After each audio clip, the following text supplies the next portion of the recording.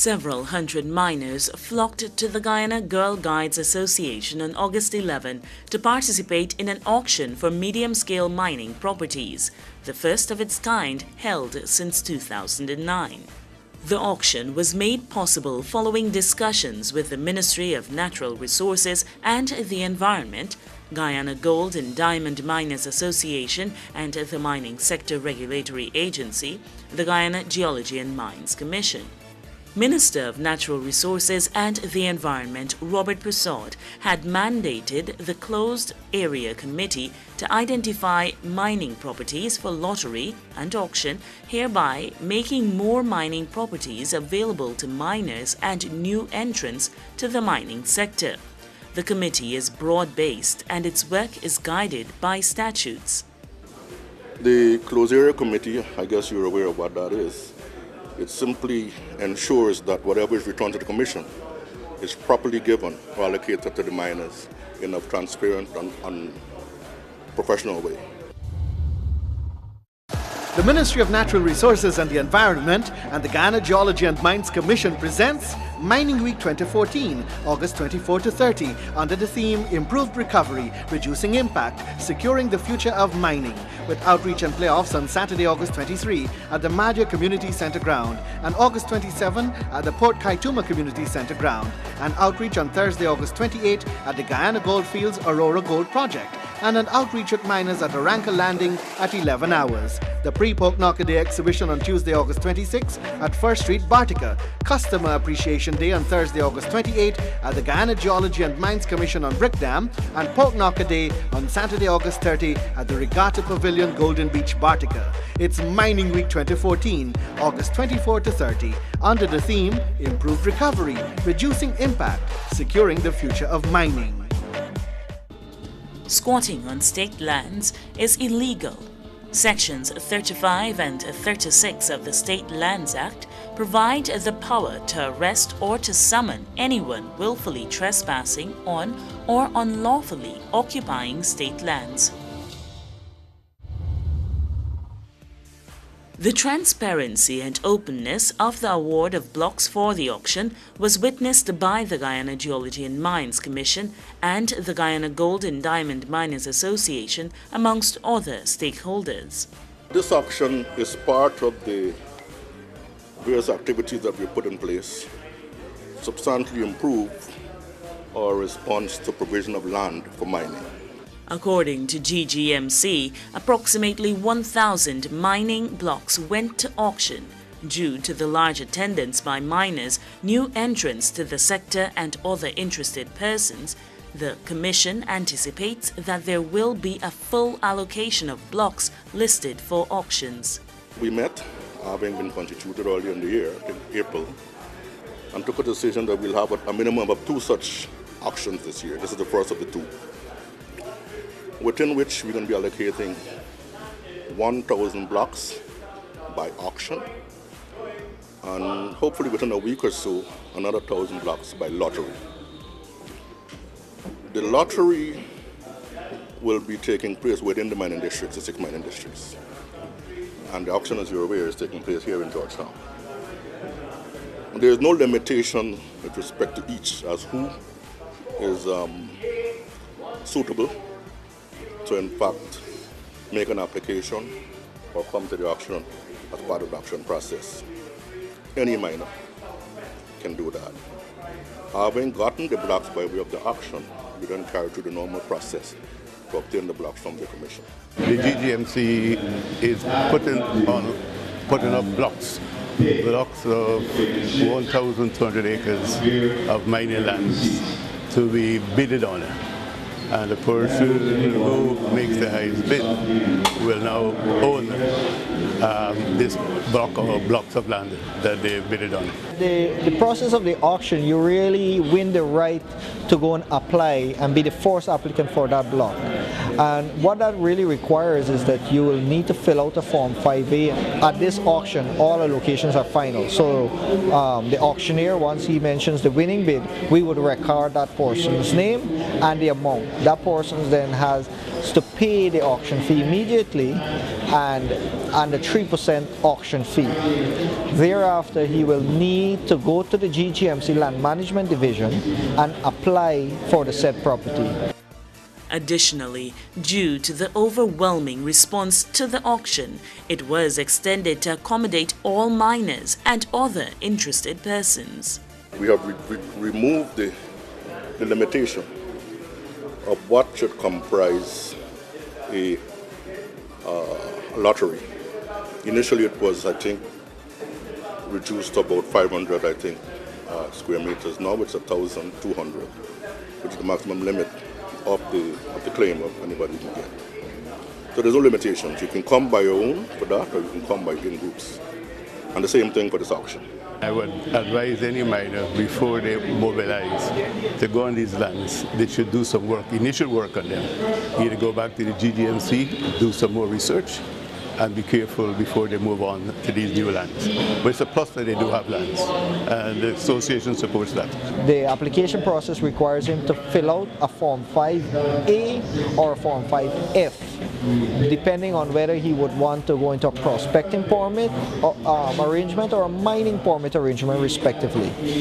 And thereafter, if it's a prospecting permit that he's applying for, we would have within 142 days publish the intent to have granted him a prospecting permit. If it's a mining permit, within 200 days, we will publish that intent, provided that he has fulfilled all other requirements and obligations.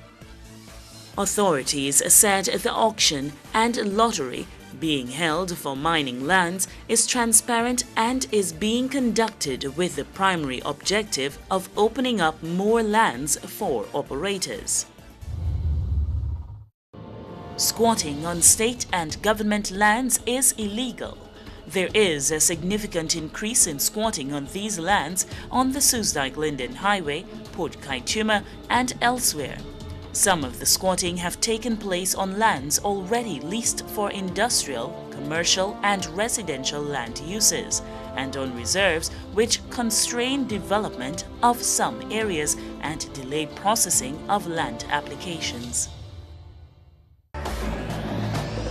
It's Mining Week 2014, August 24 to 30, under the theme Improved Recovery, Reducing Impact, Securing the Future of Mining, with the exciting Pork Knocker Day on Saturday, August 30 at the Regatta Pavilion, Golden Beach, Partica from 9 hours. Join the fun, get the experience and enjoy the competitions, battling, shoveling, jigging, Tacuba Crossing, Warishi Race and more. We will meet in Partica on Saturday, August 30 from 9 hours for an educational and fun-filled Pork Knocker Day 2014. It's Mining Week 2014, August 24 to 30, under the theme Improved Recovery, Reducing Impact, Securing the Future of Mining. The Guyana Forestry Commission maintains that there is no circumventing of Guyana's logging laws by Bai Shan Lin or any other forestry-based company. The Commission has very robust and functional systems, procedures and guidelines which all forest sector companies are audited against. Appropriate action is taken for any breaches. Chinese company Bai Shan Lin says it has broken no laws and is only guilty of trying to further invest substantial sums in Guyana and create more employment. In a statement, the embattled company said the perception being created by some that it has been allowed to operate unregulated is grossly inaccurate. Recent reports in the media have painted a grim picture of the company, portraying it as an entity involved in rampant and unchecked logging activities that have escaped the attention of the Guyana Forestry Commission. While some continue to question the legitimacy of the company's operations, others are beginning to examine possible sinister motives behind the claims being made against the company. The Ministry of Natural Resources and the Environment and the Guyana Geology and Mines Commission presents Mining Week 2014, August 24 to 30, under the theme Improved Recovery, Reducing Impact, Securing the Future of Mining, with outreach and playoffs on Saturday, August 23 at the Madja Community Centre ground and August 27 at the Port Kaituma Community Centre ground, and outreach on Thursday, August 28 at the Guyana Goldfields Aurora Gold Project, and an outreach with miners at Aranka Landing at 11 hours. The pre-Pork Knocker Day exhibition on Tuesday, August 26 at First Street, Bartica. Customer Appreciation Day on Thursday, August 28 at the Guyana Geology and Mines Commission on Brick Dam, and Pork Knocker Day on Saturday, August 30 at the Regatta Pavilion, Golden Beach, Bartica. It's Mining Week 2014, August 24 to 30, under the theme Improved Recovery, Reducing Impact, Securing the Future of Mining. The Guyana Forestry Commission has very effective export procedures in place. All forest produce to be exported must be verified by a GFC grading inspector, and the required documentation must be properly completed and verified prior to export. It's Mining Week 2014, August 24 to 30, under the theme Improved Recovery, Reducing Impact, Securing the Future of Mining, with the exciting Pork Knocker Day on Saturday, August 30 at the Regatta Pavilion, Golden Beach, Bartica from 9 hours. Join the fun, get the experience and enjoy the competitions, battling, shoveling, jigging, Tacuba Crossing, Warishi Race and more. We will meet in Bartica on Saturday, August 30 from 9 hours for an educational and fun-filled Pork Knocker Day 2014. It's Mining Week 2014, August 24 to 30, under the theme Improved Recovery, Reducing Impact, Securing the Future of Mining. Bai Shan Lin and its JV partners have exported a total of 375 containers for the period January-June 2014. This is not confined to this company, since many other large companies are also exporting logs in such quantities, in keeping with the national log export policy.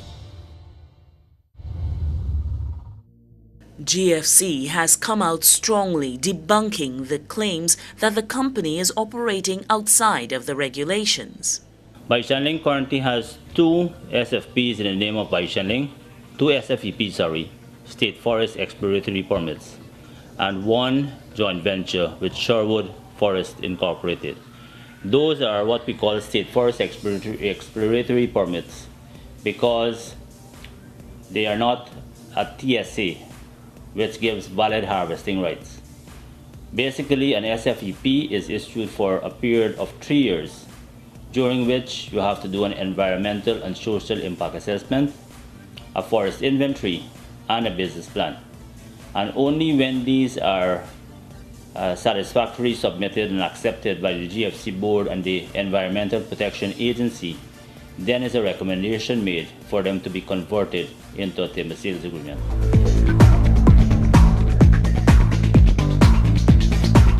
The Guyana Forestry Commission is a semi-autonomous government agency with the mandate to ensure sustainable harvesting and monitoring of our forests. The Guyana Forestry Commission is governed by 2 legislations primarily: the Guyana Forestry Commission Act as well as the Forest Act. Under those 2 legislations, we are allowed to facilitate or to allow stakeholders to enter into joint venture or joint arrangements with each other for the harvesting and utilization of the resources of the forest. Under those legislations, it is also permissible for export to be carried out.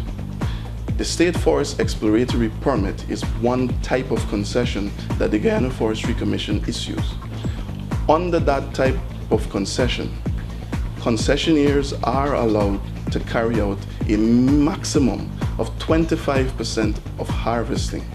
One thing to note here as it relates to compliance, these guiding documents outline the requirements that the different stakeholders need to follow, and if by chance there is any defaulters or any breach of any one of these requirements, the Forestry Commission do take serious action against those defaulters. One of the key points made under the Code of Practice for timber harvesting speaks to the maximum allowable cut for the country, which allows for us to compute the maximum amount that can be harvested at a national level annually to ensure that the forest regenerates naturally. That level equates to 1.6 million cubic meters.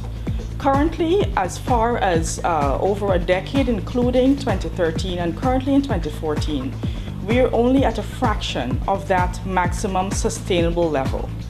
In actual numbers, we're at about 30 to 40% of that total level of maximum sustained yield.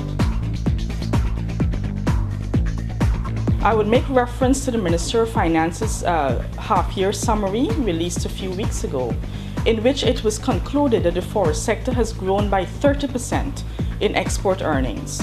This, of course, bodes well for the sector because it allows for us to create employment opportunities and to also allow for small and mid-sized enterprise development to be fostered in many areas of our country.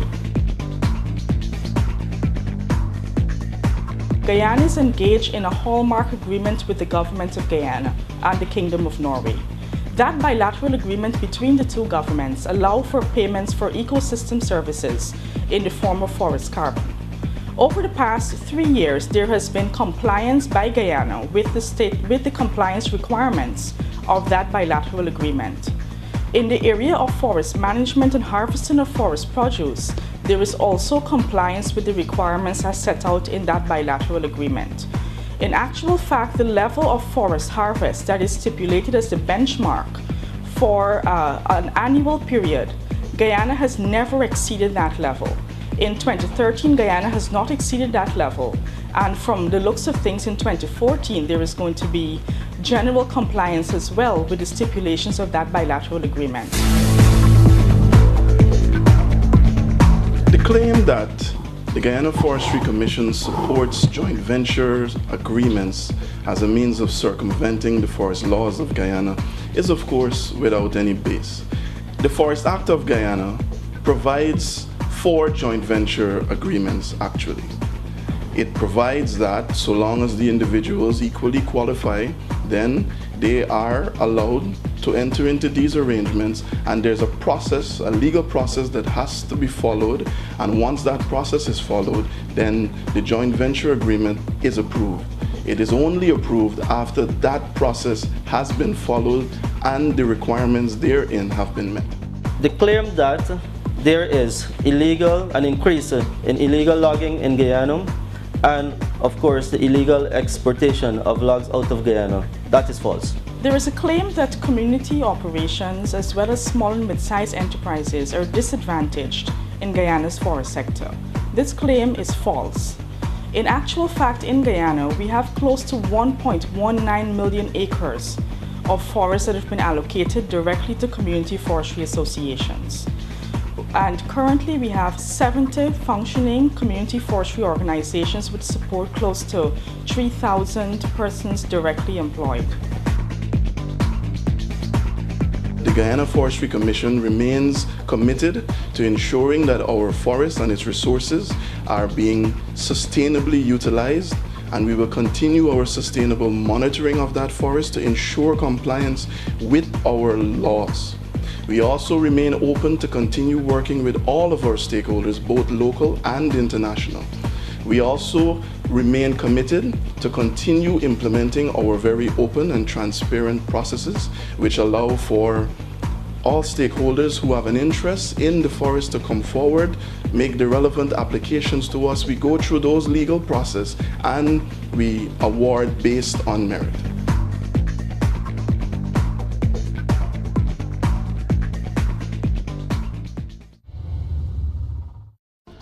Be a responsible citizen. Stop littering and encourage those around you to do the same and help keep Guyana clean. Stop littering. Do the right thing. The Ministry of Natural Resources and the Environment and the Guyana Geology and Mines Commission presents Mining Week 2014, August 24 to 30, under the theme Improved Recovery, Reducing Impact, Securing the Future of Mining, with outreach and playoffs on Saturday, August 23 at the Madja Community Centre ground and August 27 at the Port Kaituma Community Centre ground, and outreach on Thursday, August 28 at the Guyana Goldfields Aurora Gold Project, and an outreach with miners at Aranka Landing at 11 hours. The Pre-Poke Knocker Day exhibition on Tuesday, August 26 at First Street, Bartica. Customer Appreciation Day on Thursday, August 28 at the Guyana Geology and Mines Commission on Brick Dam, and Poke Knocker Day on Saturday, August 30 at the Regatta Pavilion, Golden Beach, Bartica. It's Mining Week 2014, August 24 to 30, under the theme Improved Recovery, Reducing Impact, Securing the Future of Mining. Guyana now has new litter prevention regulations. Penalties for littering include payment of a significant fine or even imprisonment. Stop littering. Do the right thing.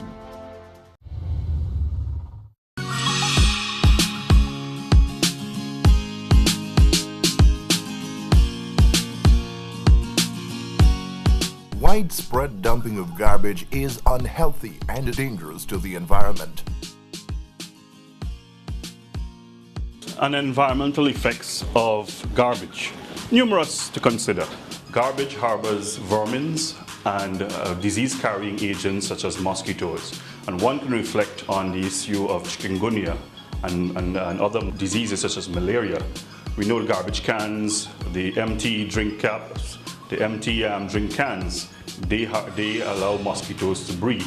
And that is obviously will have an impact on the health of people in and around Georgetown in the city. Not only disease-carrying agents, but things like plastic, the PET bottles, they carry toxins, and they actually absorb toxins. They act like sponge, and when end up into the rivers and waterways, these toxins are released into the environment.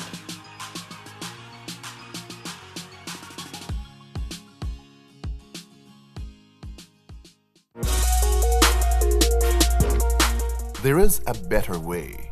They're looking at potential interest to set up a recycling plant in Guyana, and a very huge recycling plant. And that plant will actually accommodate all sorts of garbage, including waste from industry.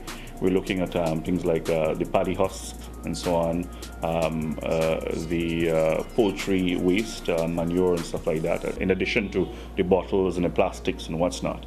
And converting these into products that they themselves can actually, sell back in the air. And there are also technologies that are aware, and the EPA is looking at that as well. When we're going out to our regular industrial compliance visits and so on, we're encouraging them to adopt green technologies. So, for example, a swine rearing operation can install a simple biodigester that collects the waste, and that is formed methane, and it can be burned and used as an alternative energy source. I mean, what we're doing is just now providing the opportunities for people to start thinking along these lines, and hopefully we can work out some form of fashion to encourage them to adopt those technologies. Keeping our surroundings clean means lower health risks, less clogged drains, and a safe place for both business and pleasure. To help us achieve this, new litter prevention regulations are now in place. The litter enforcement regulations were enacted earlier this year under the Environmental Protection Act. And it really represents a significant achievement, not just for the agency and by extension the Ministry of Natural Resources and Environment, but it's also a major achievement for Guyana because it represents to date the most comprehensive piece of legislation addressing littering in Guyana. Prior to the regulations being enacted, there were bits and pieces of legislation that dealt with certain aspects of littering in a piecemeal fashion, but there was no single piece of legislation that comprehensively criminalized litter activities and litter-related activities in Guyana. So in that respect, the regulations serve as a major achievement for the country. Under the regulations, deposit is defined very widely. So it's wide enough in its scope to cover a situation not only where a person actually physically deposits litter in a public place, but also where through their words or conduct cause litter to be deposited. So that would include situations where, for instance, a business person recruits a vagrant to dispose of litter and gives him no instructions in terms of where would be an adequate place to dispose of this litter. In that situation, the legislation envisages that the business person, and not necessarily the vagrant alone, is the person who can actually be issued with a charge. In the wake of the implementation of the litter regulations, I am extremely proud to say that we have seen much success in terms of our actual enforcement mechanisms. We have had cause to issue close to 100 citations under the regulations, primarily to business owners, authorizing them or instructing them to clean up their surroundings within a specified time frame or face the possibility of court action.